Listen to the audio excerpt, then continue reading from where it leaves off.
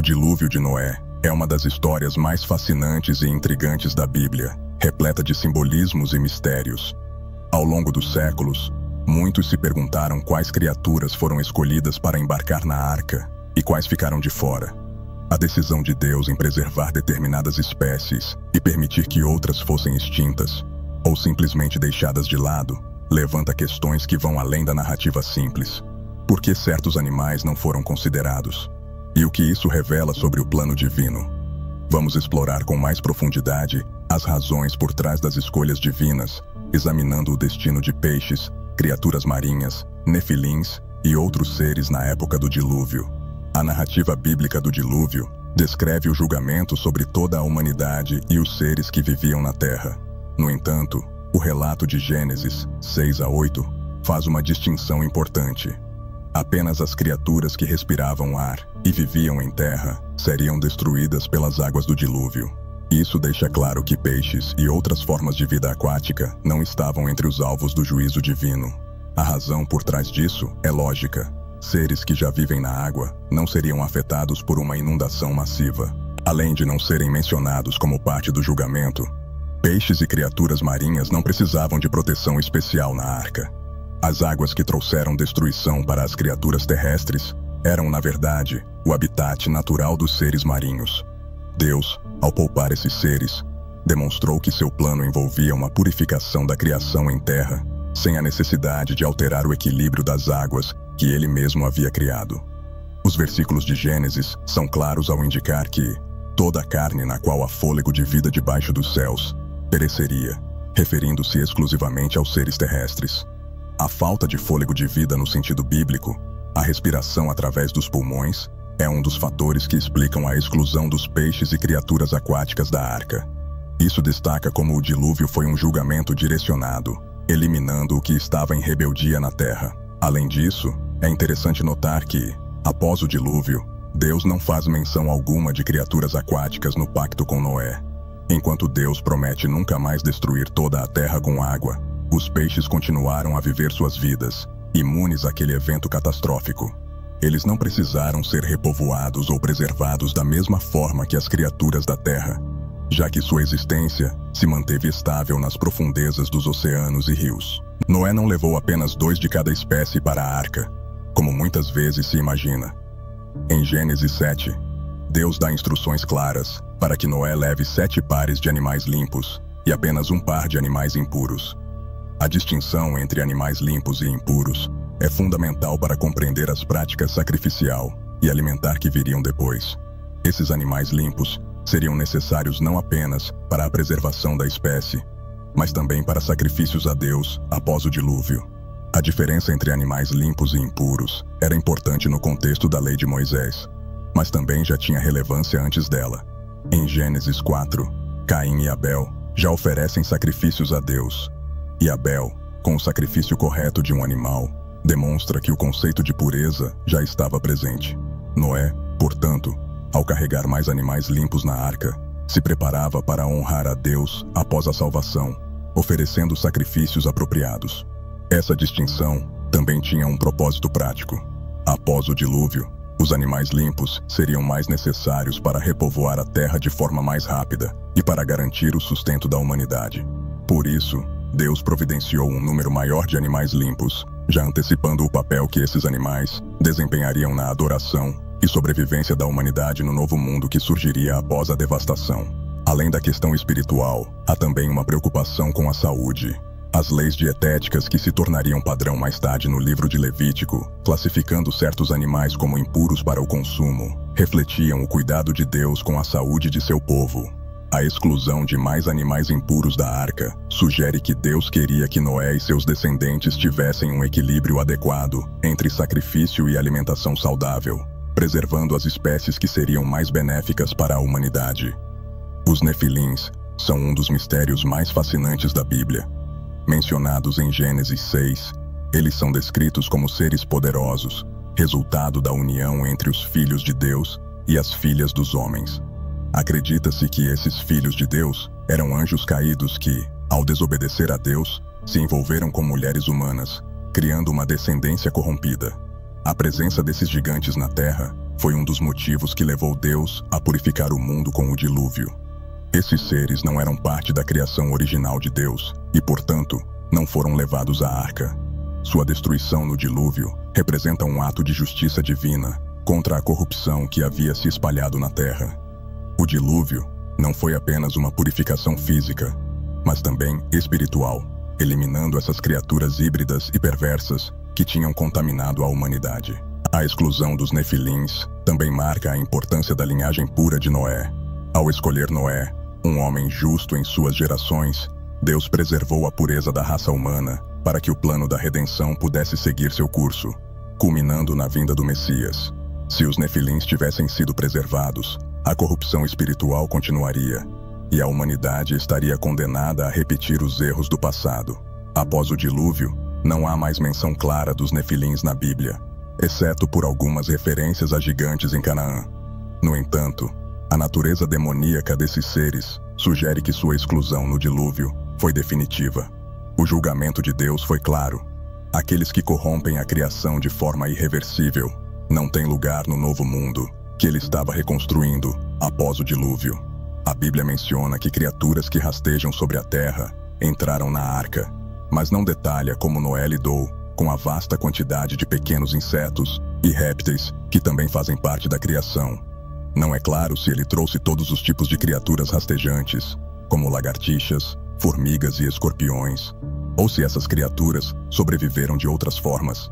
Afinal, muitos insetos podem sobreviver em ambientes aquáticos ou em pedaços de madeira flutuante. A sobrevivência de pequenos insetos e répteis durante o dilúvio poderia ter ocorrido de maneiras naturais, sem a necessidade de estarem na arca. Por exemplo, ovos de insetos poderiam ter flutuado em troncos ou sobrevivido em plantas submersas. Répteis pequenos poderiam ter encontrado refúgio em lugares altos ou em fendas nas rochas, onde a água não os alcançaria totalmente. No entanto, a questão de quais criaturas rastejantes entraram na arca reflete a grandeza da criação de Deus. Embora essas criaturas muitas vezes sejam desprezadas ou temidas, elas desempenham um papel essencial no equilíbrio ecológico. A diversidade da criação de Deus é evidente até nas menores formas de vida, e isso mostra que todas as criaturas têm um propósito, mesmo que não tenham sido explicitamente mencionadas no relato da arca. Outro ponto interessante é que após o dilúvio, Deus renovou sua aliança com todas as formas de vida, incluindo as que rastejam. Isso sugere que, de uma forma ou de outra, essas criaturas continuaram a existir e desempenhar seus papéis na criação, independentemente de estarem ou não na arca. Deus, em sua sabedoria, garantiu a preservação da vida em todas as suas formas, mesmo as mais insignificantes aos olhos humanos. A história de Noé e a arca se passa em uma região geográfica muito específica, o Oriente Médio. Isso levanta a questão de como Noé teria tratado espécies de outras partes do mundo, como cangurus da Austrália, lêmures de Madagascar ou pinguins da Antártica. A narrativa bíblica não menciona esses animais, e é provável que eles não tenham sido incluídos na arca, pois suas regiões nativas poderiam ter sido poupadas do impacto direto do dilúvio. O foco da narrativa está nas criaturas que viviam na área próxima à região onde Noé construiu a arca. O objetivo principal de Deus era purificar a terra das criaturas corrompidas e garantir que a nova humanidade, a partir de Noé, repovoasse a terra com uma nova aliança. Animais exóticos de outras partes do mundo poderiam ter sobrevivido em áreas isoladas, longe da destruição, ou Deus simplesmente não considerou necessário preservá-los na arca. A ausência de animais de outros continentes também reflete a limitação do conhecimento geográfico e biológico da época. A arca foi uma solução prática para a preservação de espécies locais, e sua função era garantir a sobrevivência daquelas que estavam diretamente sob a ameaça do dilúvio. Os animais não nativos, por estarem fora dessa área de destruição, continuaram a existir em seus habitats naturais. Além disso, é possível que algumas espécies tenham se adaptado ou migrado para novas áreas após o dilúvio. A distribuição geográfica dos animais ao longo dos séculos sugere que o repovoamento do mundo envolveu a migração e a adaptação contínua das espécies, conforme o mundo foi se estabilizando após o grande evento cataclísmico. Uma questão frequentemente levantada é sobre o destino dos dinossauros e outras criaturas pré-históricas no relato do dilúvio. A Bíblia não menciona essas criaturas diretamente, levando muitos a especular que elas já haviam sido extintas antes do dilúvio. De fato, o desaparecimento de muitos animais pode ter ocorrido em períodos anteriores, possivelmente devido a mudanças climáticas ou outros eventos cataclísmicos que precederam o dilúvio. A narrativa do dilúvio se concentra nos seres vivos que existiam na época de Noé, sugerindo que os dinossauros e outros seres pré-históricos não faziam mais parte da criação ativa nesse período. Se já estivessem extintos, esses animais não precisariam ser preservados na arca, pois seu tempo na Terra já havia terminado. Isso revela que o plano de Deus para o dilúvio era específico para as criaturas que estavam corrompendo a criação naquele momento. No entanto, há teorias que sugerem que algumas dessas criaturas poderiam ter sobrevivido ao dilúvio em áreas isoladas, mas acabaram desaparecendo nos séculos seguintes devido à mudança nas condições ambientais. Após o dilúvio, a Terra passou por uma renovação climática e geográfica que poderia ter afetado a sobrevivência de certas espécies. Assim, mesmo que alguns desses animais estivessem presentes, seu papel no Novo Mundo pode ter sido mínimo. A exclusão de dinossauros e outras criaturas extintas da narrativa da Arca também nos lembra que o plano de Deus é dinâmico e adaptável. O que era necessário em um período da criação pode não ser relevante em outro, e o dilúvio foi um ponto de reinício para a humanidade e para os animais que estavam diretamente ligados à vida e ao sustento de Noé e seus descendentes. Além dos Nefilins, a Bíblia também sugere a existência de seres espirituais que influenciavam o mundo físico. Anjos caídos, demônios e outras entidades espirituais não foram afetados diretamente pelo dilúvio, pois não eram seres físicos. O dilúvio foi uma resposta ao pecado físico e espiritual, mas essas entidades continuaram a existir e a desempenhar seu papel na batalha entre o bem e o mal. Esses seres sobrenaturais, embora não destruídos pelo dilúvio, enfrentaram consequências espirituais. O livro de Judas menciona que muitos anjos caídos foram presos e mantidos em escuridão, aguardando o julgamento final. Isso mostra que o dilúvio, embora uma solução temporária para a corrupção física da Terra, não era o fim do plano de Deus para lidar com as forças espirituais rebeldes. A ausência de menção explícita desses seres na história do dilúvio também reflete a separação entre o reino físico e o espiritual. Enquanto a Terra estava sendo purificada da corrupção causada pela humanidade, a batalha espiritual continuava. O dilúvio não foi o momento final para essas forças, mas um passo no plano maior de Deus para a redenção do mundo. Além disso, o fato de essas criaturas não estarem na arca ou envolvidas no dilúvio nos lembra da natureza limitada do julgamento físico. A verdadeira batalha contra o mal é espiritual e contínua, e seu desfecho será decidido apenas no fim dos tempos, quando Deus julgará definitivamente tanto o mundo físico quanto o espiritual. Quando Deus anunciou o dilúvio, Ele ofereceu uma saída para a humanidade através da arca, mas apenas Noé e sua família atenderam ao chamado. A Bíblia deixa claro que a corrupção havia se espalhado por toda a terra, e apenas Noé foi encontrado justo diante de Deus. Sua obediência o salvou, enquanto o restante da humanidade pereceu. Aqueles que estavam fora da arca representam a recusa em se arrepender e se submeter ao plano de Deus. O fato de Deus salvar apenas 8 pessoas, Noé, sua esposa, seus 3 filhos e suas noras, reforça a gravidade do juízo que ele trouxe. Este não foi um julgamento parcial ou uma punição simbólica. Toda a humanidade fora da arca foi destruída pelas águas, o que evidencia o nível de depravação atingido naquela geração. A escolha de Deus em salvar apenas uma pequena parte da humanidade sublinha que ele age com justiça e misericórdia, mas também com severidade quando necessário. Essa exclusão também revela o tema recorrente da Bíblia sobre o remanescente fiel.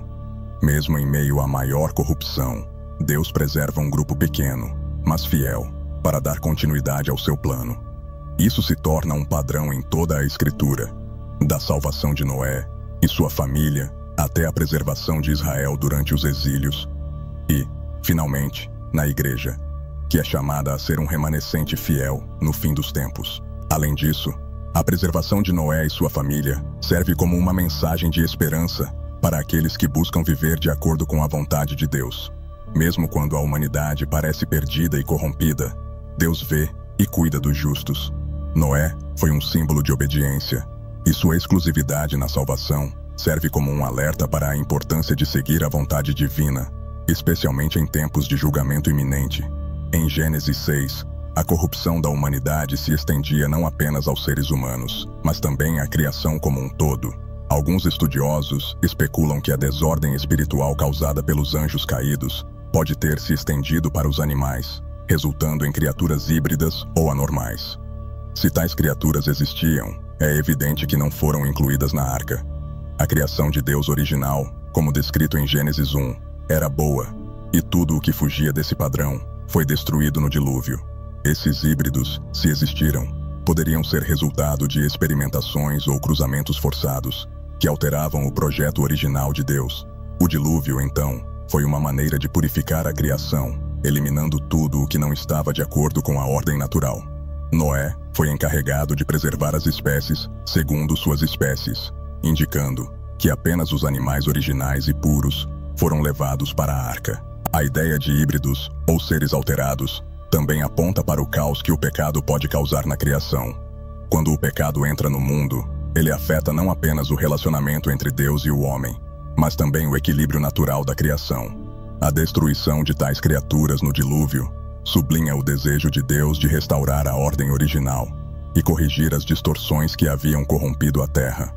O novo começo após o dilúvio envolveu a preservação de animais puros, livres das influências corruptoras que marcaram a era anterior.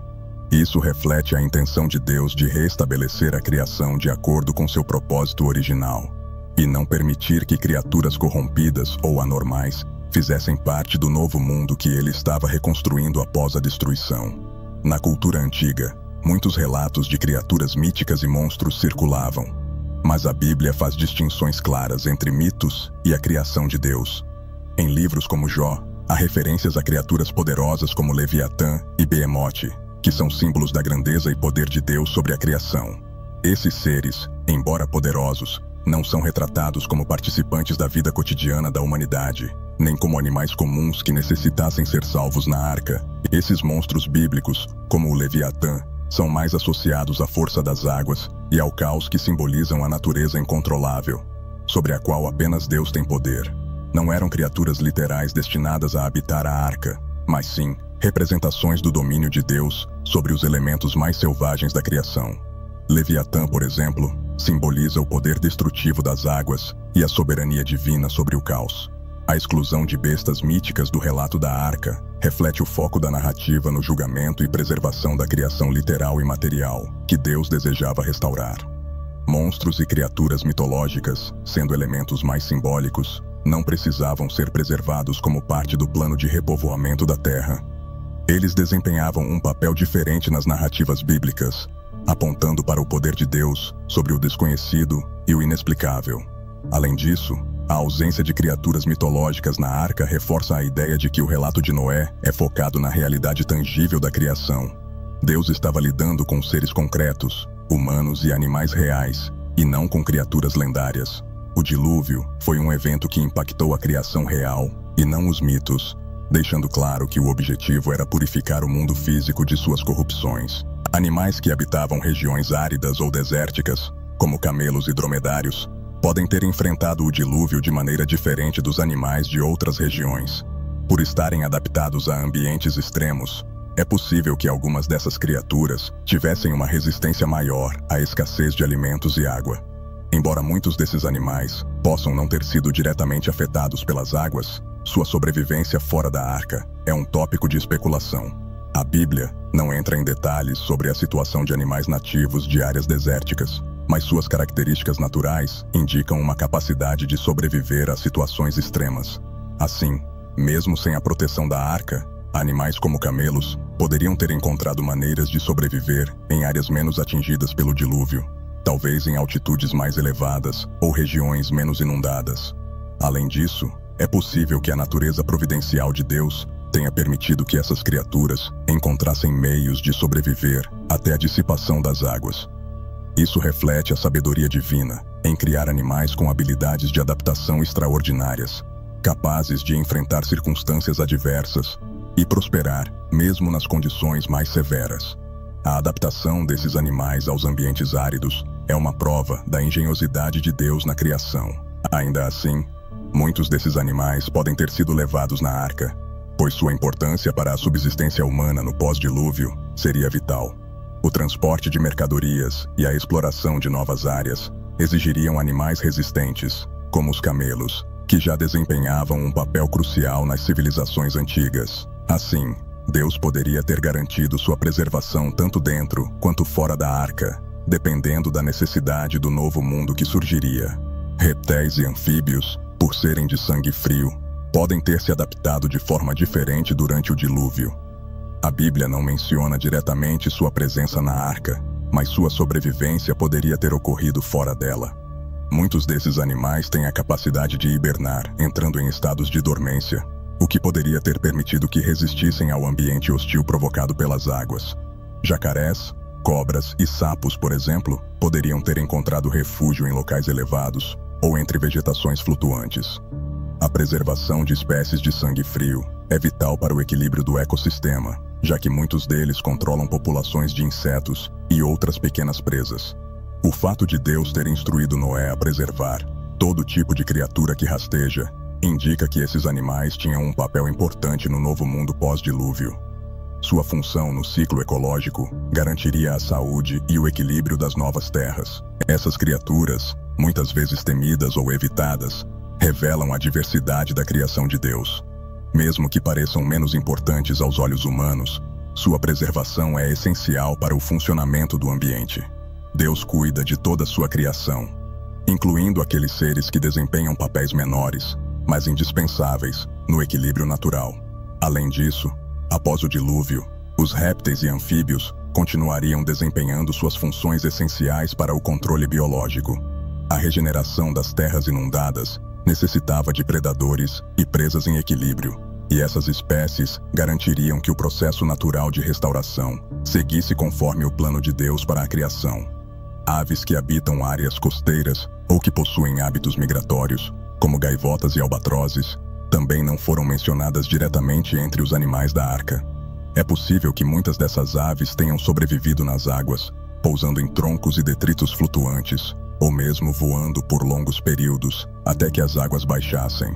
Suas habilidades de adaptação as tornavam mais resistentes ao dilúvio do que aves que dependiam exclusivamente de terra firme. Além de sua capacidade de voo, as aves migratórias possuem mecanismos naturais que as ajudam a navegar grandes distâncias e encontrar refúgio em lugares distantes. Isso sugere que muitas delas poderiam ter sobrevivido sem a necessidade de embarcar na arca.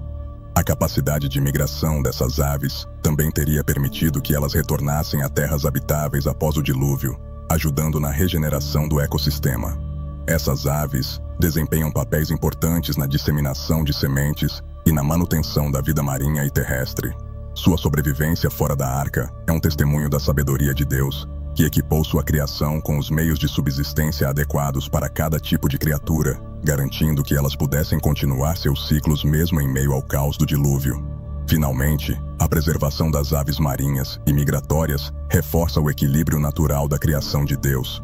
Elas são símbolo de resiliência e renovação, características que marcaram o início da nova vida na Terra após as águas do dilúvio terem recuado. Deus cuidou para que a criação continuasse, tanto na terra quanto no céu. Noé foi encarregado de preservar todas as espécies, segundo suas espécies, e isso inclui animais com funções ecológicas específicas, como polinizadores e decompositores. No entanto, muitos desses animais poderiam ter sobrevivido fora da arca, mesmo durante o dilúvio. Abelhas, por exemplo, poderiam ter encontrado refúgio em cavidades nas rochas, enquanto minhocas e outros decompositores poderiam ter sobrevivido no solo úmido, continuando seu trabalho vital para o equilíbrio ecológico. Esses pequenos, mas importantes, seres desempenham papéis fundamentais no ciclo da vida. Mesmo que muitos não estivessem na arca, suas funções não poderiam ser negligenciadas. O equilíbrio da criação depende de todos os elementos trabalhando em conjunto, e isso inclui os seres menos visíveis. Noé, portanto, pode não ter precisado se preocupar com esses animais diretamente, pois muitos deles teriam encontrado maneiras naturais de sobreviver ao dilúvio. Outro ponto importante é que a preservação do ecossistema foi uma parte do plano de Deus. O dilúvio não visava destruir a natureza por completo, mas sim purificar a humanidade e as criaturas corrompidas. Animais com funções ecológicas essenciais para a regeneração da Terra teriam continuado suas tarefas logo após o dilúvio, garantindo que o ciclo da vida continuasse e o mundo fosse repovoado adequadamente. Assim, a sobrevivência desses animais fora da arca é um lembrete da soberania de Deus sobre todos os aspectos da criação.